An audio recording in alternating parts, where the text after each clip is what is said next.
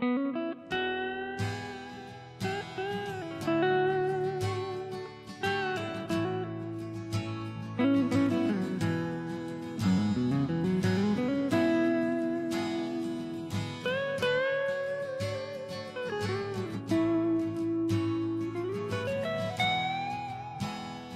am your friend, I am your warrior. I run your races, I walk your miles. I never give up in stormy weather. Now I need you to share my trials.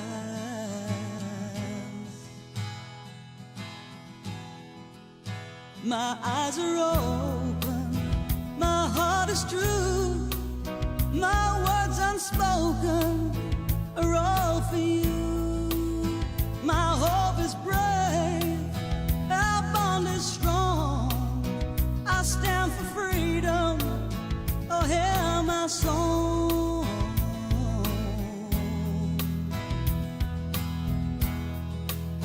I'm yours in poverty, I'm yours in wealth. I stand for loyalty, I need your help. I'm part of history, this land so true. I give my life, my soul to you. And I wanna run free, I wanna be loved in the heart of the American people.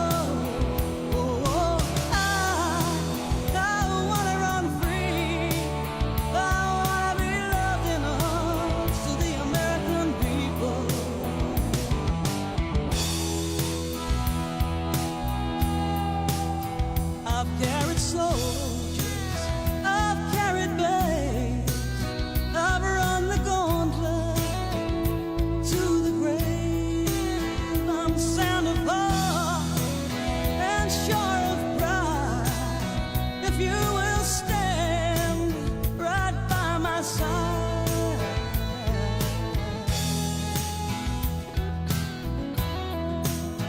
I'm yours in poverty, I'm yours in wealth.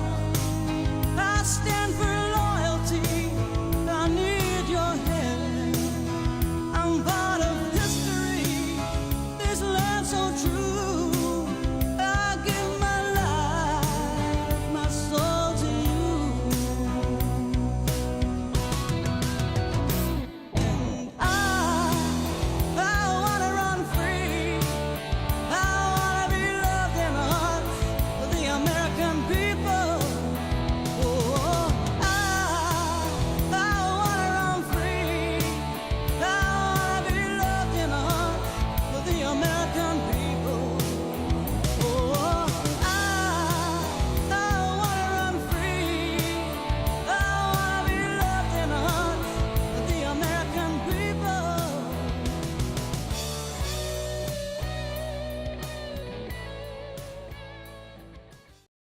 Here we are in Heber, Arizona. The Global Rescuers has traveled all this way to touch on a very important subject. But first, we're here to meet a woman named Mary. So if you follow me, maybe we can find her. Hi! How are you? Good, how are you? Good. Welcome to Heber. Thank you. So we're here to talk about something really, really important that's going on. It's been all over social media, and it's about the wild horses. So please tell us what is going on with this. Well, Forest Service watches over both the Heber horses and the Salt River horses. They have been charged with the duty of managing those herds. And from when did that begin? When did it become their duty to do that? Well, the Heber horses, way back in 1971, they were charged with that obligation to manage them. The Salt River horses have been on the Tonto National Forest, since 1930. Wow. And no one has really overseen them. They've always kind of let them fall under the radar of anyone's scope, so they haven't been managed at all. And so now from what I understand, and I'm the layman, is that they want to take both the Salt River wild horses and the Heber and round them up and do what with them? They do not have a destination for either herd of horses. And without a destination, their only destination would be to public auction, and that has proved unsuccessful over many years, so it would be the slaughterhouse. And that's what I was afraid of. So euthanasia, I mean, my point of view, they're not hurting anybody. This is their land, their world. The animals were here before us. So what is the solution to this issue, and is there one? Yes, I think there's possible two solutions: managing them properly, giving them a sanctuary, and providing, whether it be local citizens as volunteers or the Forest Service or all of us working together, which would be very unique, to offer guidance to each other on how to manage this herd, preserve it for our history, our children, our grandchildren, and Arizona. Can we go out and maybe see and watch the horses in their natural habitat? I would love to. And then once we get there, there's other issues to cover, such as how people can help. And we also touched on the subject of prisons and horses. Right. So can we go? Yes, I would love to. And we need to pray that we can find these horses. Yes, right? we do. I've been out scouting this morning and I have found some, but they're wild, so they move. You know, I told them to stay, know. but And I sent them an email, so hopefully Yay. they got it. So let's go. okay, let's go. I was out trail riding and I encountered the first Salt River horse. Okay. And I was like, oh my God, wild horses. And so for a horse girl, That's this was like, great. oh. And I always tell people, I get out of my truck with the same enthusiasm today, 20 years later, Wow. as the very first time. And there was That's a a gray horse running through down by the Salt River, and I just fell apart. That's a passion. It for is. Sure. So let's see if we can Okay. find any. I'm excited. We, as American citizens, own this land. How do they monitor the land to keep away forest fires, to keep it clean, etc.? That's a wonderful question because the horses help that. Okay. All winter long, these horses live in this same land, and this beautiful green grass is going to be brown and dead and prime kindling for a forest fire. And the horses eat that all winter long. Elk and the deer out here, they eat the trees. Horses do not eat any bark or any trees. So to take the horses out of that, then there's this area is going to look completely different than it does now. Oh, you won't recognize it if it doesn't burn again, you won't recognize it. So you do have a personal relationship with these wild horses. You can't touch them. You can't you can get near some of them. There's one band that I call the Spooks because the minute I get out of my side-by-side or my truck, they're gone. So I have a lot of running away pictures of them. Oh, that's a great name too for that. I don't individually name each horse. I call them by their stallion name.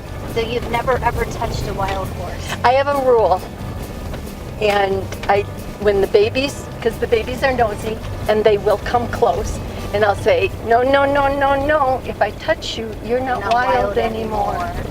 And that's what I say to them. You know what? That has to be one of the hardest things to do because It is. I don't know that I could do it. Especially if you come across one that's hurt. Oh, so That's- then what do you do? I let nature take its course. And that's just what you have to do because nature will take its course. It needs public awareness and education. That's the biggest Right, thing. because knowledge is power. Let me get this straight. One person is the reason for this happening. Well, probably not 100% just that man. He is the one who has petitioned for, He's the driving force. and the money behind it. You know, the cattle business is big money. Sure We it know is. that. Yes, Texas is big money. yes. So he is the driving force to get this moved. And I don't think we've touched on this. Back in 1973, the Heber horses were under a little bit of threat of, I'm just watching to see, Okay. they sometimes hang in that little valley. They were under threat to be rounded up, and then in 2005, they designated a territory, which is out here, and we're going to drive through part of it. It's called the Wild Heber Horse Territory, and it's 20,000 acres that's designated for the Heber wild horses. Well, this new grazing allotment, I thought I saw one. their fences run through the Heber horse territory. So they're totally disregarding the fact that there even is a territory set aside for. And I've included in your file that I gave you maps of this. And you can find all of the documents that I gave you in that folder can be backed up on the Forest Service website. They are very unique groups. There's a lead stallion and the lead mare. They run the entire family, very much like humans. And so what they do is they work together to keep them safe, of course. The stallion is in charge of protection, and the mares are in charge of taking them in case of danger and moving them. They ran over Yeah, I there. heard Now they're them. snorting at us. I heard, because they want us over there or something. They're talking to us. And look what they're doing right now. I mean, Those I'm are just- two young stallions. And they're just hugging. And No. What are they doing? They're learning, they're like two 16-year-old boys. They're Okay. learning their postures for fighting. Okay. So we might even see them rear up shortly. They learn, they're street fighters. Okay. And so they learn their postures and their biting and their techniques. And Oh, there they go. And Right. you know what? That's why they were calling See us. him- They he's wanted kicking. us to see this. he just kicked Yeah, the other I saw one. that. So they're learning their skills. They're doing a little kung fu fighting here. Right. And so they will band together because when they're 2 years old, maybe 3, very latest 4, they will be kicked out of their family by their stallion. Wow. And they'll wander around until they find a buddy, Yeah. and they will spend a year learning how to find water, because domestic horses would not have any idea of how to find water. But these guys have been taken with their parents, and so now they have to do it on their own. There's a Girl. lot of going on and a lot of lessons to be learned during that year. By nature too. I mean, we as human beings could learn so much from just Right. watching nature. Yes. But what we do as human beings is we come in and we take it all apart. Please share with us how the prison and the horses come together. Well, I've been exposed very briefly to it, but I have a very strong interest in it. And I met a man named Randy Helm, who's in charge of the Florence Prison program for inmates with horses. And I feel it's bringing two wild creatures together. Oh, that's powerful. You just gave me goosebumps. That's how I feel. Yeah. I think and they- people that end up in prison have just a wild, tormented life. And the gentleness of a horse has calmed these people. And I think it's something that we have to share that with people that don't even know that exists. They don't think about prisoners locked up anywhere. No, they don't. But it changed my life when I went there that day to see those men and to see those horses. The horses are caged. They used to live out here. The men are caged. They used to live wherever they lived. You know what? That makes so much sense. And maybe we'd have a great opportunity to be able to go out there and witness that, Right. so that we could show people what really, Right. what the bond is. So, And the changes that occur.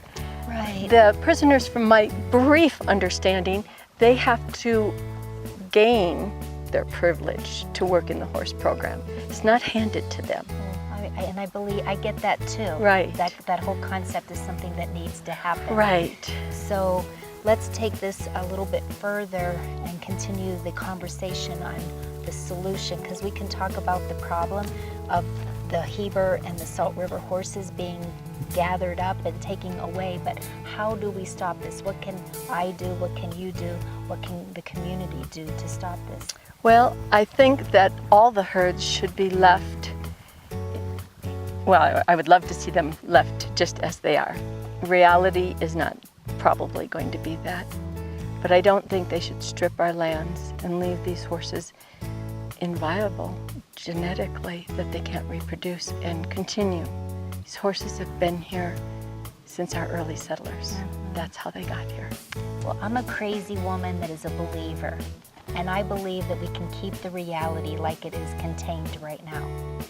What are some of the steps that the public, because once the show comes out and there's a great interest about it, we need to tell these people what they can do. Is it through petitions? Yes. Okay, that's one way. Write your city officials, state officials, go to Washington. Take your letters, your comments, your phone calls, all the way The up show Yes. to Washington, maybe? Yes. Okay. Yes. I'll be on the plane right with you. I fly free. Can we go right now? Let's go. Before we get this edited, let's out of here. You're going with us. We have to, public awareness is the key. Yeah. I can't tell you how many people I meet every day and go, do you know about the wild horses in Arizona? And they go, oh, no. No? Yeah, it's amazing. Because so many of us in today's electronic world, we don't get out and go see this No, and we experience don't. it. And we're not sharing it with our youth. Right. They're living very isolated in homes and backyards that are this big. And maybe that's why whoever it is doesn't think we need this. Right. But we do. We get do. energy from the land, from the Exactly. trees, from the animals. We do need this Right. as human beings. They're as important to us as we are to them. And so There hasn't been a situation in my life that hasn't been fixed and discussed with a horse or a dog. amen. Yeah. But it just goes to prove, and you've heard it over and over and over again, that we are all one. Yes. But nobody wants to hear that. No. So No. this is proof. Right. If this isn't proof, then show me proof. Because I'm that kind of girl too. I don't want to hear it, I want to see it. Right. I don't want you to say it, I want to see it. There's not a time that I don't go display my pictures that somebody comes up to me, several on a weekend usually, and they will immediately start talking about some personal heartfelt story that either affected them because of a horse, or they felt they could talk to me about it because of my love of these horses. Many people say that my photography reflects that. And that's just what it is. The Heber horses break off, well, all horses do, they break off into bands or families. Okay. And they are very unique groups. There's a lead stallion and a lead mare. They run the entire family, very much like humans. And so what they do is they work together to keep them safe, of course. The stallion is in charge of protection, and the mares are in charge of taking them in case of danger and moving them. They ran over Yeah, I there. heard Now they're them. snorting at us. I heard, because they want us over there or something. They're talking to us. Right. This is not my herd that I call Old Buck. This is actually Spook. So This we is have to be Spook. really, Yes, but really, they won't- really. they won't spook I don't this think time. they will either. The lead stallion is out front, and The he lead, is the first one's the he's lead. the first one, and he's what the coloring is a bay. He's approximately 10 years old, and it's been only the last 3 years that I'm able to even get this close to this herd. Wow.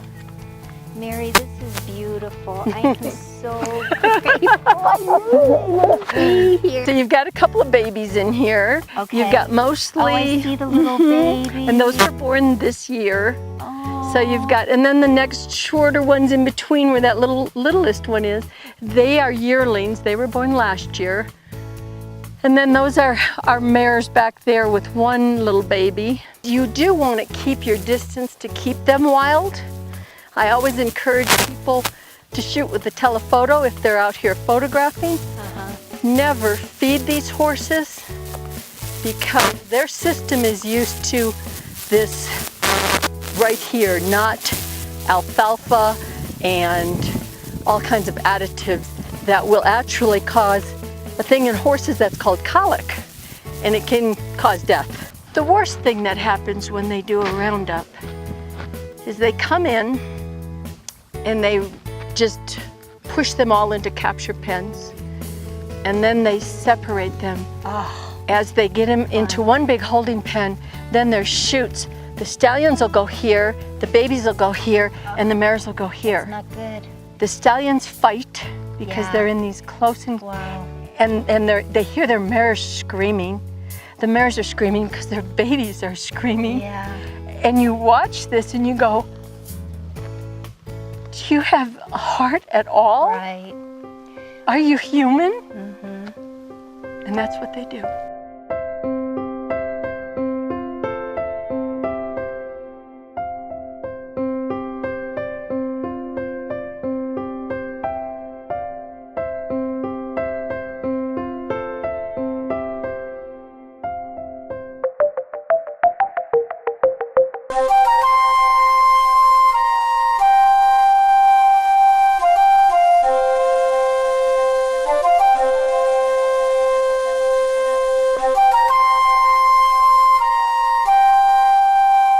So wait, this is exciting. Mary actually does have a solution for this problem. The Global Rescuers first cliff note. Mary, take it. Actually, the Heber horses do have a designated territory. And so I would like to see the horses put back on that territory, re-fenced to keep them so that they aren't causing what they call trouble, and designate that as a sanctuary, a permanent place. And then moving down the river to the Salt River horses, because they did migrate down the river many years ago from the horses that originally came with our settlers here, and designate a sanctuary for our Salt River horses.